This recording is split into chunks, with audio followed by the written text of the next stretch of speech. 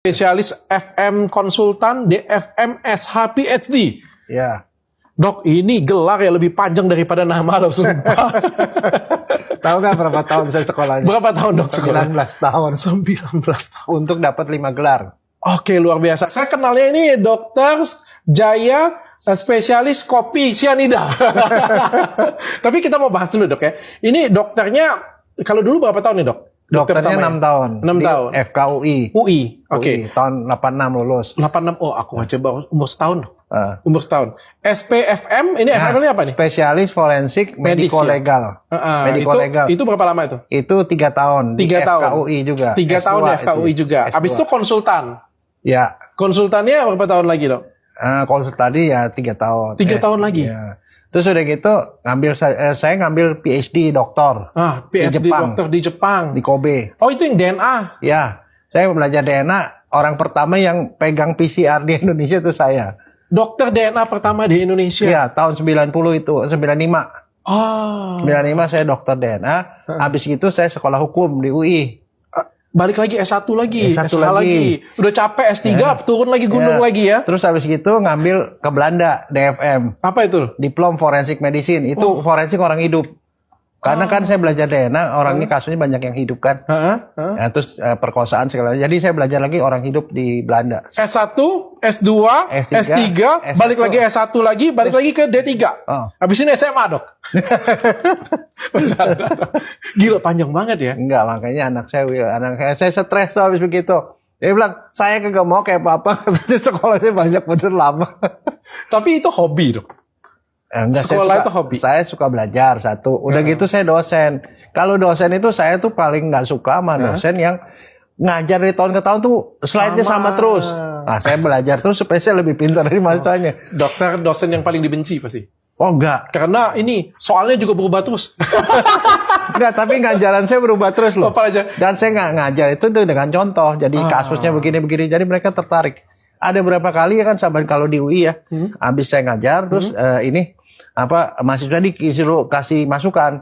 Ini dosennya ngarangin ngerti nggak apa. Saya beberapa kali itu dapat penghargaan dari dekan karena sebagai dosen paling populer. Karena kenapa? Ngajarnya enak gitu, banyak contoh. Jadi mereka jadi seneng, happy belajarnya, bukan limet gitu loh. Mantap, luar biasa. Soalnya biasa kan dosen-dosen semakin tua dan semakin jadul kan konvensional untuk berubah ya berarti ya. Sesuaikan ya. Dok, ini kan dokter, waduh viral lagi nih dok. High School, gara-gara film High School. Aduh, itu sebenarnya lama, udah 2 tahun lalu tuh rekamannya. Tapi saya pengen ngomong-ngobrol nih, ngasih edukasi juga untuk masyarakat. Ya. Ini waktu kejadian, kan Mirna kan kejadian minum kopi sianida tersebut. Katanya diduga sianida ya dok ya. Ya. Dibawa ke rumah sakit dan itu ketemunya dengan Dokter Jaya langsung. Oh enggak. Dia waktu itu masih hidup, habis dari Olivia itu masih hidup. Dibawa ke rumah sakit Abdi Waluyo. Oke. Masuk UGD. Nah, itu masih hidup posisinya? Masih.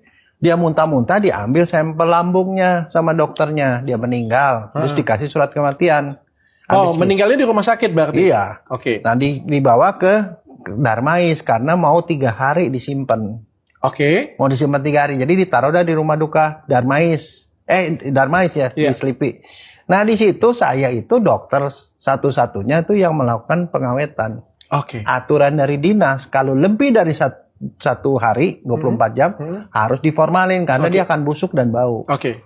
Itu aturan. Berarti di situ ketemu dengan dokter Jajanya. Jadi 2 jam setelah kematian. Berapa lama? 2 jam. Oh, 2 jam setelah kematian ketemu dengan dokter Jaya. Iya. Karena mau formalin. Nah, kan saya sebagai dokter saya nanya dulu kenapa nih matinya? Matinya karena habis minum kopi mati katanya. Oke. Jadi nggak ada sianida-sianidanya ini ya? Enggak. Baru kopi mati ya? Mati. Tapi ada yang ya pokoknya saya nggak tahu siapa yang ngomong, pokoknya ada kedengar sianida. Terus saya langsung bilang karena itu kasus tidak wajar kan. Kita diajari di forensik kalau mati tidak wajar harus diotopsi. Oke. Karena tanpa otopsi tidak ada sebab mati. Oke. Kan itu kan potensial kalau dia dibunuh orang misalnya kan bisa digali lagi. Makanya saya bilang harus otopsi. Nah, disitulah saya ketemu sama bapaknya Mirna. Dia bilang dia tidak mau otopsi. Dia bilang dia tidak mau otopsi. Nah, saya bilang, saya tidak mau otopsi, saya tidak bisa formalin. Karena aturannya nggak boleh. Oh gitu? Lah, iya dong, kan urusan polisi dulu. Kebayang nggak kalau udah diformalin, terus kemudian diotopsi, itu kan pasti dokternya kan nangis, pastinya perih kan. Oh. Dan itu kan bisa mengubah, misalnya isi lambungnya, misalnya ada sedikit, terus tahu-tahu kemasukan formalin juga, terus jadi berubah dong kadarnya. Saya runut dulu ya, berarti Dokter Jaya ketemu dengan almarhum Mirna, ini posisinya bukan sebagai dokter forensik yang diminta untuk otopsi. Bukan. Tapi dokter diminta untuk pemulas, untuk mengawetkan. Ya. Nah, pada waktu itu aturannya, kalau forensik itu masih kasusnya forensik kayak tidak wajar gitu, saya harus kirim ke kasih tahu harus diotopsi. Selesai otopsi baru saya formalin seperti itu. Keluarganya nggak mau, bapaknya nggak mau. Habis itu ada polisi di situ. Saya bilang, Pak, ini mah harus diotopsi, Pak. Setelah otopsi baru saya formalin. Kalau nggak diformalin, nggak bisa ditaruh di rumah duka. Aturan dari dinas kesehatan. Dan endingnya? Endingnya dia bilang, Dok, keluarganya kagak mau. Dokter formalin aja. Syaratnya untuk formalin apa sih? Karena syarat utama ada surat kematian. Surat kematian udah ada. Berarti ada yang tanggung jawab nih matinya gitu loh. Dan karena udah ambil sampel katanya di sana. Dan dokter formalin? Saya formalin atas izin polisi. Atas izin polisi pada waktu itu. Polisinya bilang, Dok, nanti kami persuasi. Mudah-mudahan bisa diotopsi. Kedepannya. Nah, habis itu saya tidak tahu beritanya. Pas malam kembang nih, besok mau dikubur. Tahu-tahu, mau otopsi. Mau otopsi. Nah, kemudian ya udah mau diotopsi, dibawalah tuh jam 11 malam. Diotopsi nih. Berarti itu malam kembang tuh berapa hari setelah meninggal? 3 hari. Berarti 2 jam setelah meninggal ketemu dengan Dokter Jaya. Dokter Jaya formalin. Lalu 3 hari kemudian baru itu dilakukan otopsi. Iya, jadi jam 11 malam diambil dari rumah duka, dibawa ke rumah sakit Polri. Yang meriksanya? Yang meriksanya itu Dokter Slamet Purnomo yang ada yang forensik patologi itu. Bukan Dokter Jaya? Bukan. Tapi waktu dia mau otopsi, katanya keluarga menolak lagi. Jadi bolak-balik menolak lagi. Akhirnya dia nggak berani kan maksa. Karena keluarganya tuh ya pokoknya keras lah. Akhirnya dia bilang setujunya ambil sampel aja. Waktu itu dibuka perutnya doang. Diambil isi lambungnya.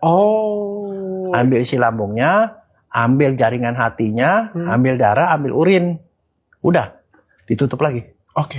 Nah, dikirim yang pertama racun dikirim ke puslapor.